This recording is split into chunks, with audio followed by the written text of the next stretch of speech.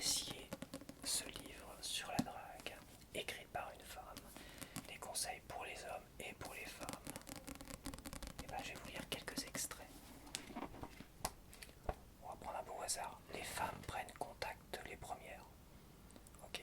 Si tout se passe bien et que l'échange par email est positif, vous aurez tôt ou tard envie d'aller plus loin. Dans ce cas, n'hésitez pas, mesdames, à demander à vos cibles un numéro de téléphone et à les contacter en premier. Pourquoi? Souvenez-vous que vous ne connaissez encore que très peu la personne à qui vous avez affaire et qu'il est donc préférable que vous ayez son numéro à lui, plutôt que l'inverse. Cela relève du bon sens et se produit de toute façon le plus souvent ainsi. Les conversations téléphoniques vous permettront de mieux faire connaissance avec votre correspondant, ne serait-ce que parce que vous sentirez au son de sa voix quelles sont ses réactions. Est-il gêné, coincé, timide ou au contraire posé, amusant, réconfortant? Voilà, qu'est-ce qu'on a d'autre? Où se donner rendez-vous? Osez et préparez votre rencontre.